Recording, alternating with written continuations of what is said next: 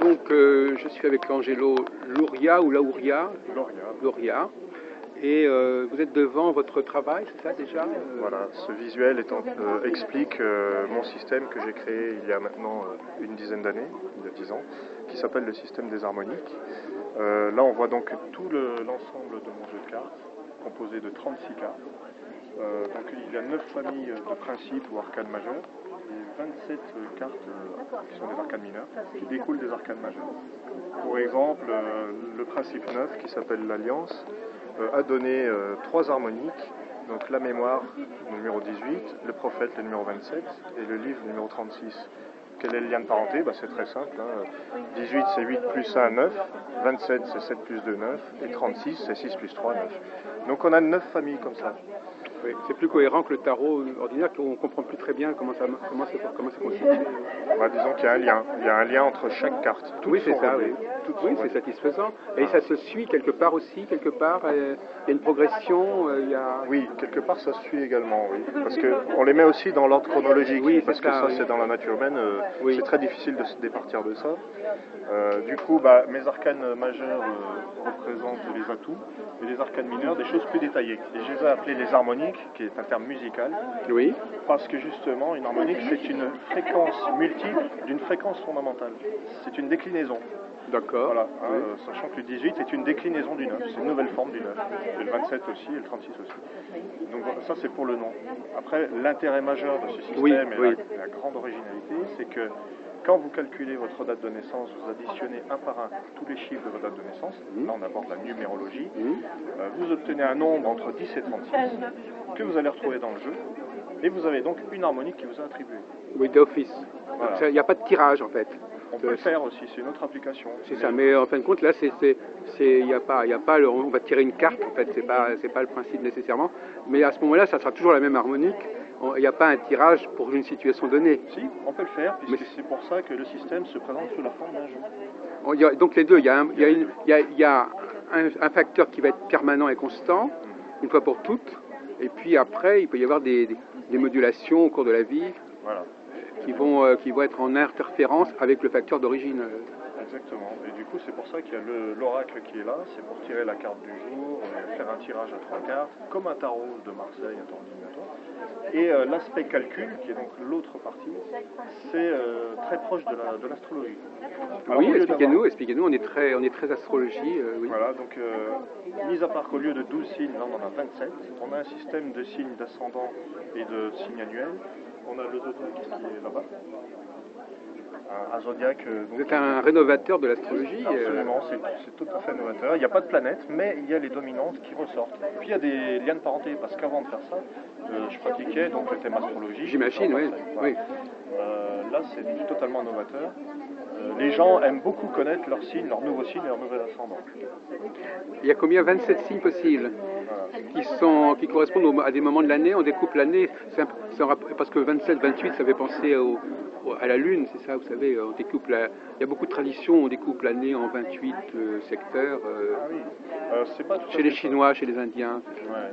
Non, là c'est un système, je dirais, quaternaire, entre guillemets, c'est-à-dire en 4 parties, puisqu'on a le principe et ses 3 harmoniques. Donc il y a le nombre 4 il y a 9 fois 4 cartes en fait. Et le système quaternaire, on le retrouve aussi dans le tarot de Marseille, puisqu'il y a les 4 éléments. Et les 4 couleurs, oui, c'est ça. Voilà, et également dans l'astrologie traditionnelle. Les 4 éléments, oui.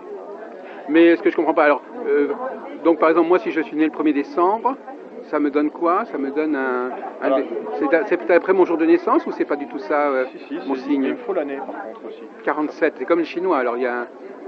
Alors 1er décembre 1947, je vais tout additionner un par un. Oui. Donc ça va me donner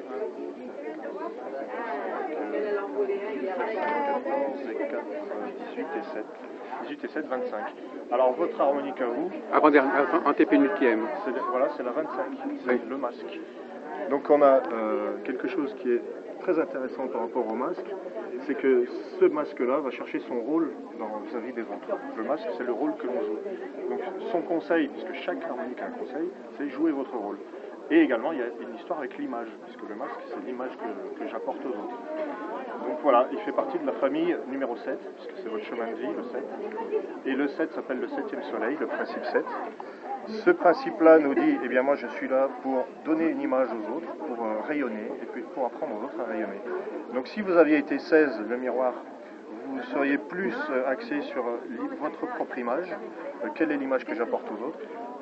Si vous aviez été 34, ça aurait été l'aura, donc l'aura c'est comment les autres me voient, le collectif, et vous êtes au milieu, entre les deux, et vous êtes dans le masque, qui est l'intermédiaire, donc son rôle c'est de faire l'intermédiaire avec les autres. Donc les masques sont très souvent des thérapeutes, des assistants, des gens qui ont besoin de contact visuel, frontal, face à face, le masque.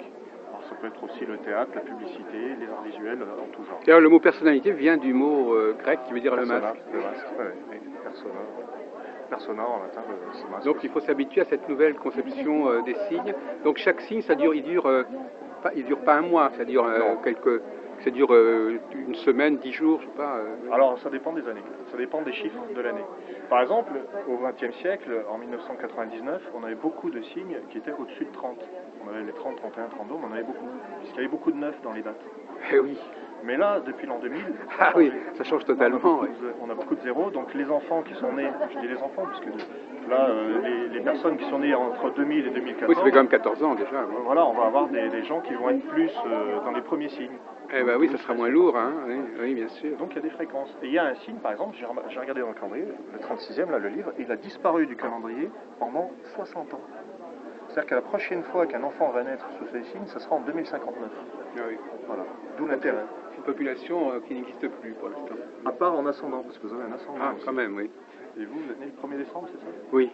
Alors 1er décembre, votre ascendant, c'est le lotus, parce que 1, 12, ça donne 13. Donc vous êtes masque ascendant lotus. Oui. L'ascendant lotus, c'est quelqu'un qui va rentrer en relation de manière très naturelle avec les autres, puisque le lotus, c'est le symbole de la pureté, de la purification. En plus, on est dans le 13. L'arcane majeur du tarot de Marseille, le 13, c'est la purification, c'est le squelette, la lame sans nom. Donc le lotus a un côté très purificateur. Il est très axé sur le naturel, la nature, l'essentiel, l'authentique, et n'oublie jamais d'où il vient. Puisque le lotus, on le sait, prend sa racine dans la vase. Ah oui, d'accord. Et il pousse pour devenir une fleur sacrée. Dans le bouddhisme, c'est très... Comme l'olivier un peu, oui, c'est ça. Oui. Voilà. Il prend des énergies dans des endroits qui sont très pauvres. Voilà, le lotus, c'est la fleur sacrée, par excellence. Donc vous avez transcendé ce que vous avez appris, hein, c'est ça?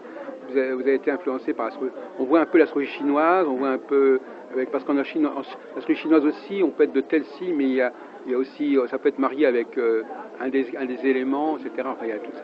Voilà, il y a le système des éléments, il y a 9 éléments qui constituent mon système. Écoutez, j'ignorais totalement l'existence de du système LoRa. Ça fait longtemps que vous êtes lancé là-dedans, que vous faites connaître. Alors qu'on on parle pas tellement de vous dans le milieu astrologique. Non, je suis de Saint-Étienne, je suis en Rhône-Alpes. Vous devez connaître Monsieur Labouré, probablement. Oui, Denis Labouré. Oui, donc en Rhône-Alpes, ça commence à ah oui, d'accord. 2 ans, donc 2012. D'accord. Ah. Il y a des gens, je connais pas. Moi, j'ai fait des émissions un peu partout, donc en octobre 2011, j'ai signé mon premier contrat d'édition numérique. Et en décembre 2012, en courant d'année 2012, j'ai gardé les droits de mon livre, pour le livre papier. Et donc, du coup, je m'auto-édite. Oui. Mais est-ce qu'il y a une technique prévisionnelle avec ça? Oui. Comment ça se passe? Parce que moi, je suis très dans le prévisionnel, le cyclique. Alors, il y a ça va être avec le thème harmonique. Le thème harmonique, c'est-à-dire que là, je vous ai calculé votre signe, votre ascendant, mais en tout, il n'y en a pas que 2, il y en a 10. On peut réussir à avoir 10 harmoniques autour du zodiaque. Donc, on utilise ça pour le prévisionnel. Et on peut aussi faire du prévisionnel avec l'oracle. Oui, il y a une dimension quand même numérologique, enfin, il y a un esprit. Oui. C'est-à-dire que les planètes réelles ne vous intéressent pas énormément, en fait. On ne les utilise pas. Oui, on les retrouve à travers certaines harmonies. Au niveau symbolique, mais pas au niveau de leur positionnement dans les éphémérides, etc. Absolument pas. Oui. C'est peut-être plus sage d'ailleurs, parce que c'est vrai que quand on est submergé par toutes sortes d'informations astronomiques, on arrive à quelque chose qui est d'assez chaotique en astrologie. Exactement, parce qu'il y a plusieurs écoles. Vous avez des tas d'astrologues qui ne sont jamais d'accord sur la position de telle constellation, de tel truc. Là, je n'utilise pas les planètes de manière très très volontaire, et en même temps, je les retrouve. Par exemple, le phénix nous rappelle de manière... Oui, mais vous avez raison, les planètes, il faut peut-être les utiliser d'abord sur le plan symbolique et pas tellement sur le plan astronomique. Non. Mais d'ailleurs, les Chinois ont bien compris, parce que l'astrologie chinoise personnage est très peu relié au cosmos, à part la Lune.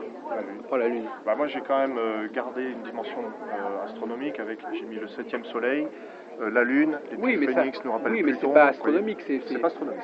C'est de l'astronomie, mais l'astronomie symbolique, Voilà, qui est déchargée de sa dimension concrète de positionnement dans le ciel, etc. Tout à fait, tout à fait. Mais on reconnaît des... Quand par exemple on regarde la carte de la foudre, on reconnaît un peu le sens symbolique, évidemment, d'Uranus en astrologie traditionnelle, etc. On retrouve tous les signes et toutes les planètes. Non, mais je crois que vous êtes inspiré, effectivement, parce que je pense qu'au départ, les divinités ne renvoient pas forcément aux planètes. Elles ont leur existence propre, donc on n'est pas forcément obligé de dire Jupiter. Ah oui, où est Jupiter dans le ciel c'est pas forcément la meilleure chose à faire, parce qu'en plus, après, on dit il y a tellement de cycles que les astronomes eux-mêmes sont perdus dans leur bouillie. Alors moi, on est dégagé de tout ça, effectivement. Mais par contre, en revanche, vous avez quand même créé une complexité à un autre niveau. Ça. Vous êtes quand même... vous pensez quand même que l'être humain... ça va être une évidence pour vous. Les gens sont différents les uns des autres, d'après ce que vous vous laissez entendre. Hein. Ils n'ont rien en commun. Mais ils sont reliés. Ce qui est en commun, c'est par exemple de savoir qu'on a la même harmonique que telle autre personne qui a les mêmes penchants. Un peu comme oui, mais ils ont en commun avec certaines personnes, mais ils n'ont rien en commun en tant qu'humanité. Ah oui, voilà. C'est ça. Oui. Et le truc, c'est que paradoxalement, je suis parti du principe des synchronicités. C'est-à-dire que des choses qui arrivent en même temps n'arrivent pas par hasard. Vous voyez ce que je veux dire? Bah oui, je comprends, je vois. Oui. Mais vous voulez dire en même temps chez différentes personnes ou dans la vie de quelqu'un? Même chez différentes personnes. Oui. C'est très... dans le livre des harmoniques, je vous montre le livre des harmoniques, j'ai fait une recherche... Oui, allez-y.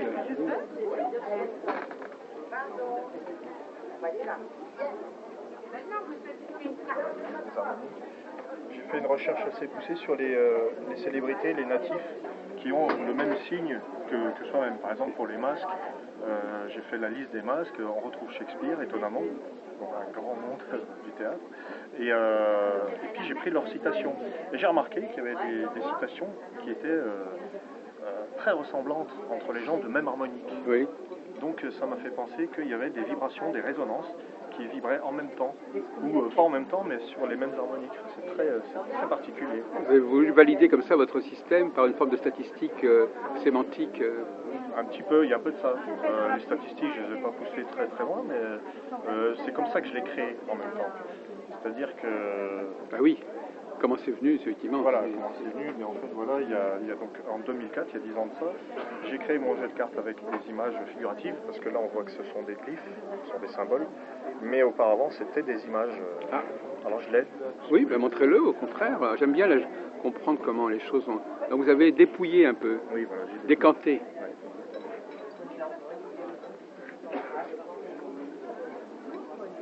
Le jeu était figuratif à la base, vous voyez, donc la couronne. Il en reste quelque chose, c'est ça? Il en reste quand même quelque chose. Le masque, vous voyez. Ah, c'était comme ça que j'étais. C'était comme ça avant. Voilà, le masque. Donc ça, je l'ai créé tout à la main avec ma petite imprimante perso, mon Epson, avec mon encre. Voilà. Oui. Vous voyez le truc très très artisanal. Très autonome quelque part. Voilà, très très artisanal quand même. Bon, celui-ci je l'utilise plus. Mais... Et donc un beau soir, une fois que j'avais terminé ça, oui, qu'est-ce qui s'est passé? Eh bien, je me suis retrouvé à me dire bon, maintenant je vais écrire le petit manuel qui correspond, qui va expliquer, le manuel explicatif évidemment. Et puis je me suis retrouvé avec cette carte-là dans la main, le prophète, numéro 27. Oui. Et ce soir-là, j'étais installé devant mon ordinateur et je commençais à écrire mon manuel. Et tout d'un coup, j'écoute une chanson à la radio, une chanson de Bob Marley qui s'intitule Natural Mystic. Et qui dit, parce que j'ai tendance à traduire un peu ce que disent les chansons, parce que je suis attentif aux signes. Pour moi, cette chanson était un message pour moi. Et donc Natural Mystic disait, si tu es attentif, tu entendras qu'il y a un vent mystique qui souffle. En anglais, il disait ça. Il le disait en anglais. Oui. Il y a un vent mystique qui souffle, sois attentif, je ne te mentirai pas. Enfin, et puis là, j'ai fait un petit blocage, je me suis dit, mais il a raison, il y a quelque chose de mystique, et si je vais jusqu'au bout de ma croyance, comme quoi tout est relié, le prophète, la carte le prophète, m'a fait immédiatement écho avec le surnom du chanteur. On surnommait le prophète. D'accord. Toujours. Et je me suis dit, ce serait vraiment extraordinaire que Bob Marley soit du signe du prophète, et que ce soit une nouvelle astrologie, avec des nouveaux signes. Et comme je détiens dans la main ce jeu de cartes, je me dis que ce sera encore plus original que ce zodiaque tienne dans la poche, et que tous les signes, au lieu d'être dans les constellations, ou dans le zodiaque tropical, se situent dans un jeu de cartes réel, quoi, concret. Au lieu de concrétiser les planètes, on va les concrétiser dans des cartes. Je comprends, oui. Après, j'ai cherché le lien entre le chanteur et la carte. Je me suis dit, bon, le prophète, le bonhomme barbu avec sa férule, le numéro 27, et je me suis demandé comment le numéro 27 était relié à Bob Marley. Je suis donc allé sur Google et j'ai tapé Bob Marley, j'ai cherché sa date de naissance. Oui. J'ai trouvé 6 février 1945. J'ai pas vu le 27 immédiatement, mais je me suis dit qu'un numérologue aurait eu l'idée d'additionner un par un tous les chiffres de cette date, et j'ai trouvé 27. Donc ça a été un premier choc.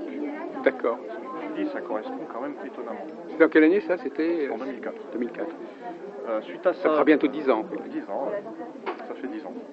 Suite à ça, je me suis dit, bon, je me suis pas emballé tout de suite parce que je me suis dit, j'ai eu un coup de bol, une espèce de voix, oui. vous savez, Une hirondelle ne fait pas le une printemps. voix sceptique et rationnelle qui vient nous dire, non, mais du calme, on va pas s'emballer.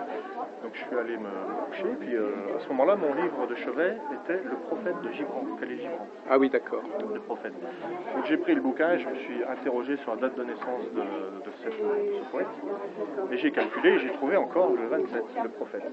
Donc je me suis rendu compte que Gibran, qui a écrit le prophète, était du signe du prophète, pour le cas où cette astrologie existait. D'accord. Ça commence à être un peu fort. Mais je me suis encore arrêté, je me suis dit non, mais Bob Marley était chanteur, il n'était pas prophète. Gibran était écrivain, poète et peintre, mais il n'était pas prophète. On va réfléchir à quelqu'un du XXe siècle qui a vraiment une stature prophétique, quelqu'un de très très grand. J'ai pensé à Gandhi. Et quand j'ai calculé la date de naissance de Gandhi, j'ai trouvé prophète. À partir de là, je me suis dit, maintenant je n'ai plus le choix, je vais me lancer, je vais créer cette astrologie. Tous les signes étaient faits. Il me suffisait... Monsieur Ducas. Il me suffisait, suite à ça, de calculer les signes des gens et puis de trouver à quel genre de typologie et de caractère pouvait correspondre. Ainsi, voilà, le prophète, ça devient le patriarche, le guide. Et alors au niveau pour revenir à la question prévisionnelle, vous avez eu des choses concluantes au niveau des dates Alors j'ai eu quelque chose de tout à fait extraordinaire. C'est trop tard pour le dire, parce que maintenant, ça s'est produit. Ça s'est produit, donc ça n'a plus aucun impact. Ça fait rien, on vous croit. C'est pas grave, on va quand même en parler. J'ai eu un signe qui s'appelle l'arche, qui est l'harmonique 30. Et j'ai repéré que, alors le 30 il est là, l'arche. Il s'est passé quelque chose de tout à fait formidable avec cette carte. En 2005, il y a un certain Benoît XVI qui a été élu comme pape. 2005. En 2005. Oui, je sais, moi j'ai même fait un bouquin sur les papes en 2005. Oui. Voilà.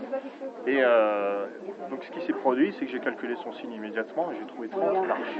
Et je me suis dit, c'est assez spectaculaire que ce pape soit du même signe que d'autres personnes qui, de manière inattendue, sont partis avant la fin de leur mandat.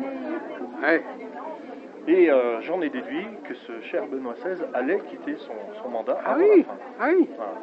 Je n'ai malheureusement que 2 ou 3 témoins qui m'ont entendu dire ça. Et je n'ai absolument pas pensé à écrire un article. Et il y avait des précédents d'autres personnages qui avaient quitté avant leur...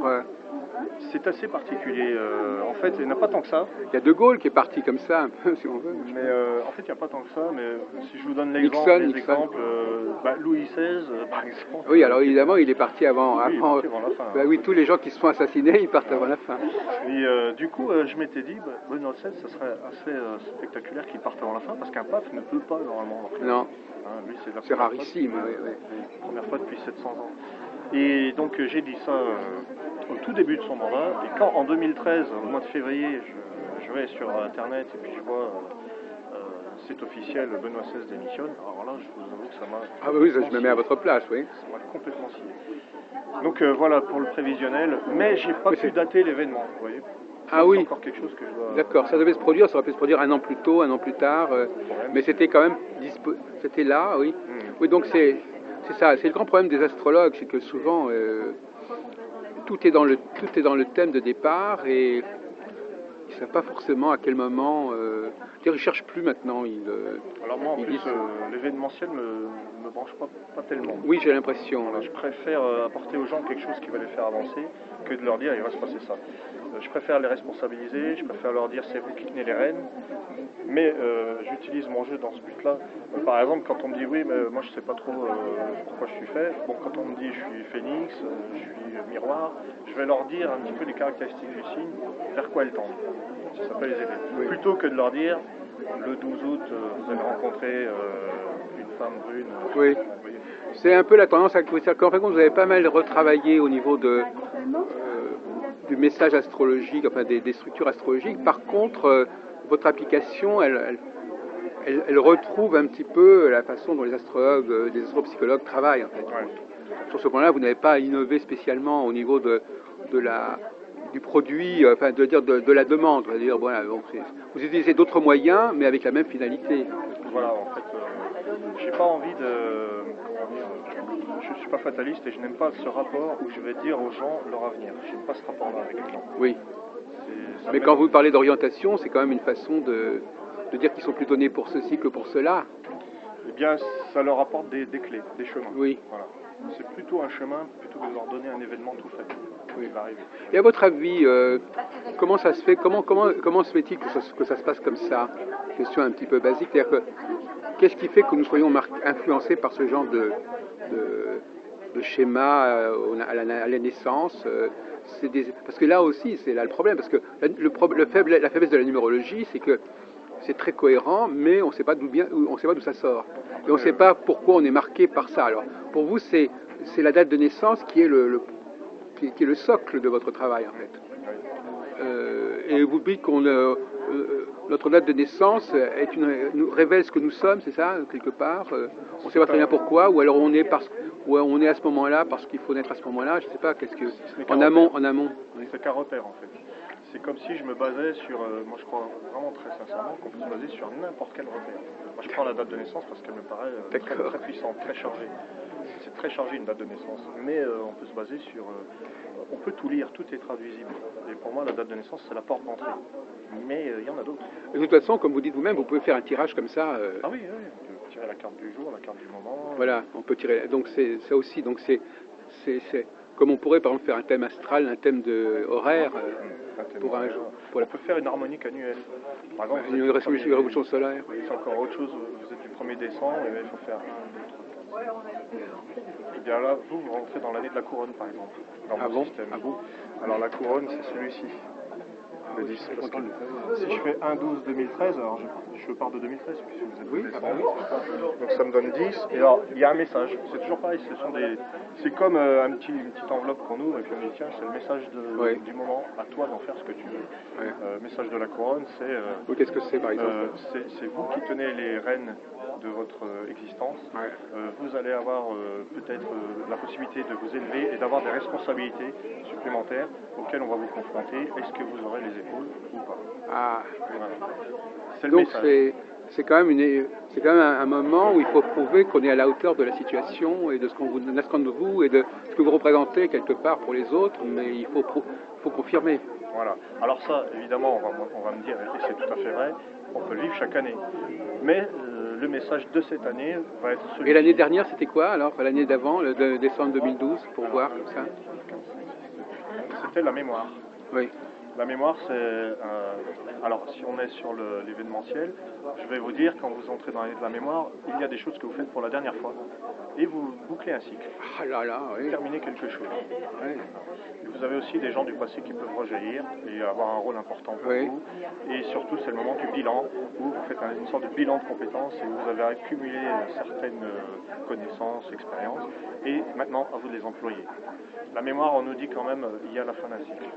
Est-ce qu'on peut dire que quelque part, alors est-ce que la mémoire précède, alors c'est logique que la couronne fasse suite à la mémoire dans votre système ou c'est pas nécessairement le cas? Pas nécessairement. Est-ce qu'il y a une séquence entre les, parce que là normalement, puisqu'il y a un seul chiffre de différence, ça serait peut-être dans la continuité, non? Pas forcément. Alors pas forcément. Il y a des gens pour qui la mémoire n'est pas suivie de la couronne. Voilà.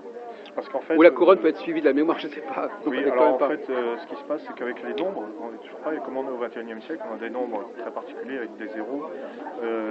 La couronne, donc ça donne 10 parce que j'ai fait 1-12-2013. Et quand je fais 1-12-2014, je vais avoir autre chose. Et quand je fais 1-12-2012, je vais avoir un nombre qui va être en dessous de 9. En dessous de 10, pardon. Quand c'est en dessous de 10, c'est particulier. Ah bah oui. Voilà. C'est-à-dire que Il les y a un harmoniques saut. commencent à 10. Ah oui. Donc là, on est obligé de rajouter 9, parce que le 9 est un nombre magique. Bah oui, oui, bien sûr. Voilà. Ouais. Le 9 est équivalent au 0 en numérologie. Oui. Qu'il y ait un 9 ou qu'il n'y en ait pas, c'est pareil. Oui. Voilà. Oui, on le saute. Oui, Voilà. oui. Donc c'est très, ça aussi c'est très particulier.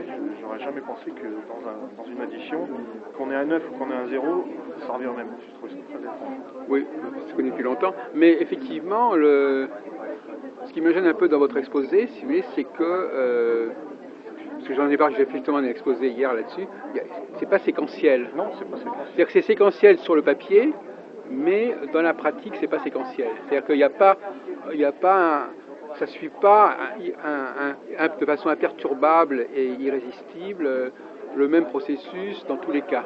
Eh bien, d'une certaine manière, si. Parce que ça me vous fait avez le des plaisir de principes. l'entendre. Vous avez des principes.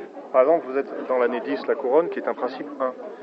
Mais ça veut dire que la veille, l'année précédente, vous étiez dans un principe 9, forcément.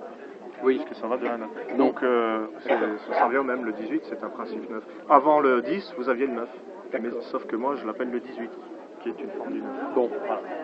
Donc, c'est séquentiel au niveau des principes. D'accord. Ça ne l'est pas, mais moi je trouve que c'est bien que, par exemple, quand vous tombez dans une année 20, l'année suivante ne sera pas forcément le 21, ça pourrait être 30. Oui. Voilà. Mais on saute, on reste quand même dans le même système. On reste dans le même principe. Voilà, c'est ça. On passe chaque fois d'une colonne à l'autre. Voilà. Pas au même niveau, mais on va être obligé de gravir les différentes colonnes, mais pas au même degré chaque fois. Voilà. Ce qui fait que tous les 9 ans, vous allez revenir au même principe, mais pas forcément à la même harmonique. D'accord, oui. Écoutez, je vous remercie, Angelo. C'est très intéressant. On va le mettre, parce que nous, notre principal site, il est astrologique. Mais je suis très content d'avoir fait votre découverte. Moi aussi, je suis très content de vous avoir rencontré. Donc ça va passer ce soir, et puis ça restera en ligne indéfiniment, à la fois sur YouTube et sur notre télévision astrologique.